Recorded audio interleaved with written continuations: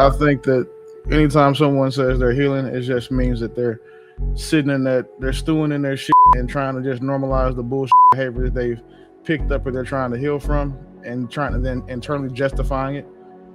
Typically, when you hear someone say I'm healing, it's a woman who's been taking miles of doing some or it's a who's just being a boy, and now he's taking that feminist talking point saying he's on a healing journey too. Finger claps. Yeah, that all of that all of that. When someone messes up, should the first move be understanding their feelings or holding them responsible, and why?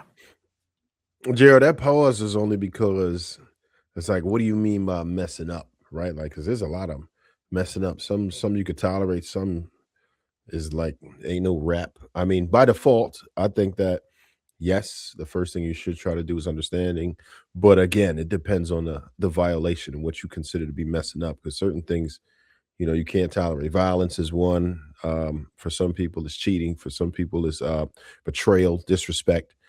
So I think that everyone has a different tolerance level, and of course, it depends on the dynamic of the relationship.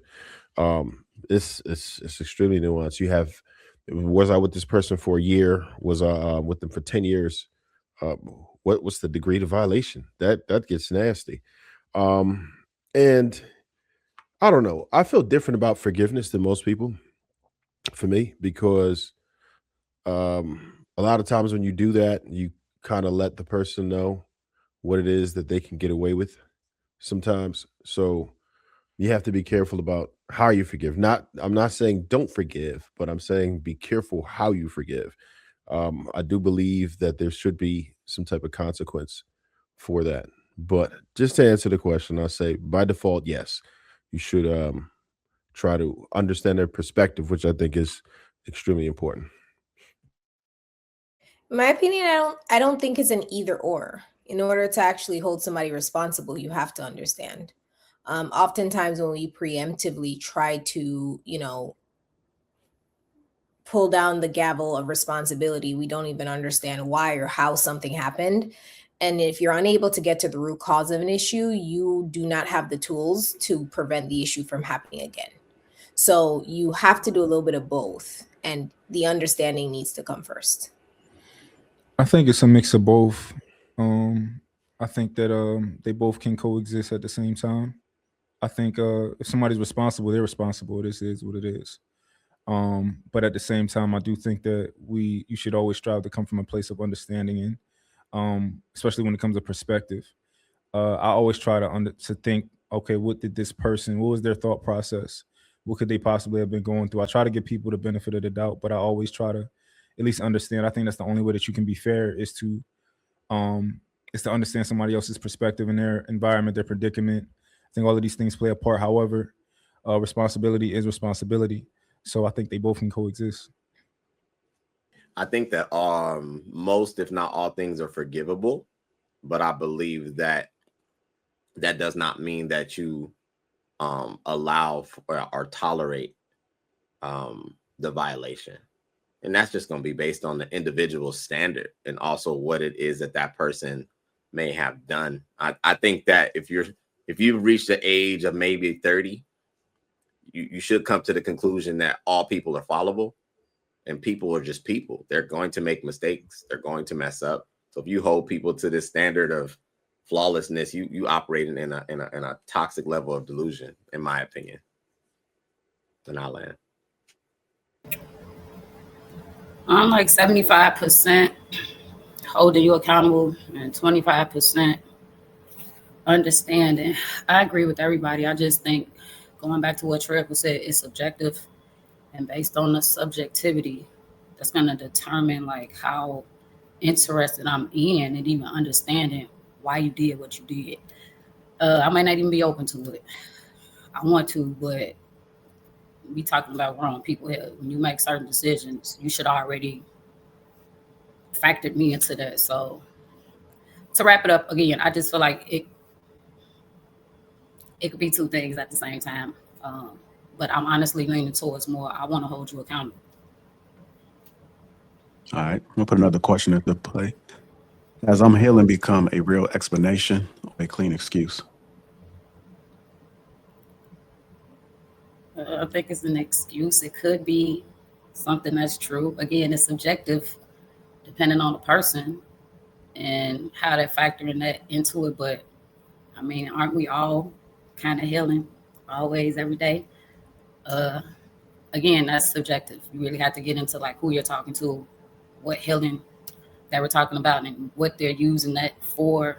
Because again, everybody could say I'm healing and use that as an excuse to do a bunch of reckless things that they don't have no business doing. So it all depends.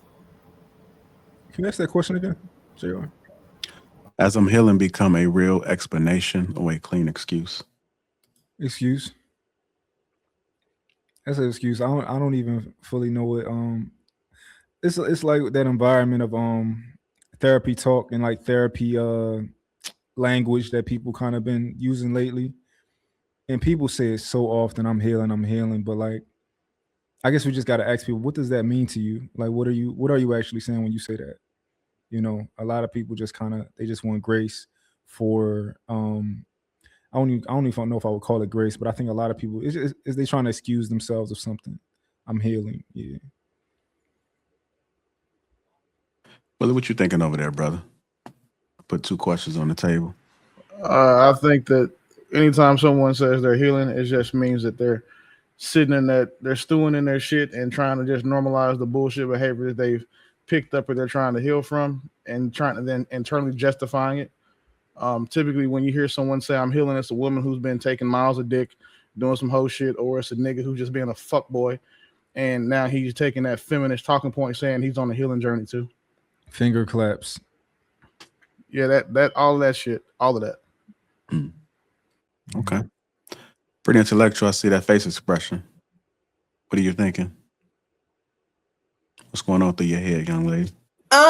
So for me, when it comes to the whole idea of I'm healing automatically means I'm making an excuse and feminist talking points and all of this nonsense, you'd have to understand, once again, nuance, right? Like, as I said before, these statements do not exist in a bubble. People aren't like rattling up like dice and throw it out. I'm healing without any context. Typically, when somebody says I'm healing, you'd be able to see evidence of them attempting to heal or if it's an excuse or not.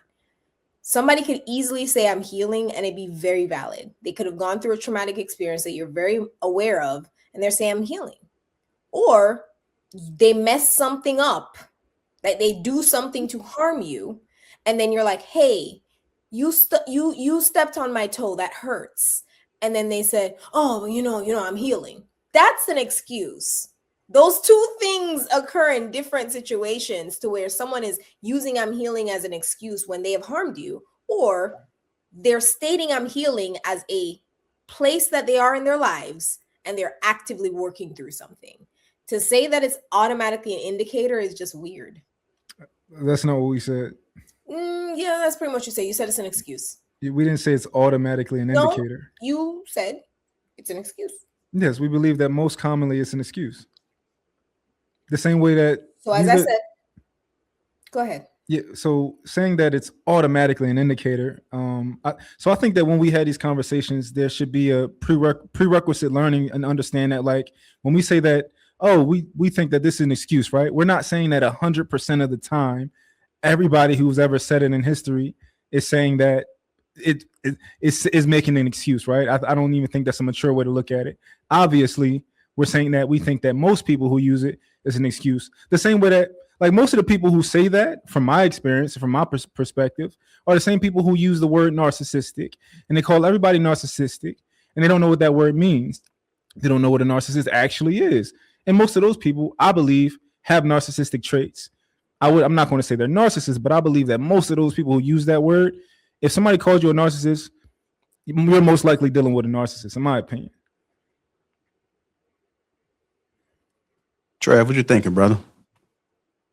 Two questions on the table. Matter of fact, I'll give you a different question. What's the difference between a reason and an excuse, and who decides? The main factor, if you were to ask me, is the person that it's coming from. There are people who make excuses, and there are people who have reasons. One of them is a loser, and the other one isn't. That's usually the indicator right then and there. Now, is there certain things that are reasons? Some things that could impede you from not accomplishing your goals? Absolutely. But problem solvers, people who persevere, they usually find a way to get done what they need to get done, accomplish their goals. But most times when I hear excuses, me as a problem solver, I listen to what it is that they say, and I'm like, nah, I probably could have did that. I probably could have fixed that. Well, you could have did this that way. I think that would have worked better. Because a lot of people say, "Oh, I couldn't do this because I couldn't do this because I couldn't do this because." It's usually bullshit. They usually could have found a way to do what it is that they're avoiding. Excuses are excuses to me. Reasons, and sometimes there are reasons, but not usually. People use excuses as reasons.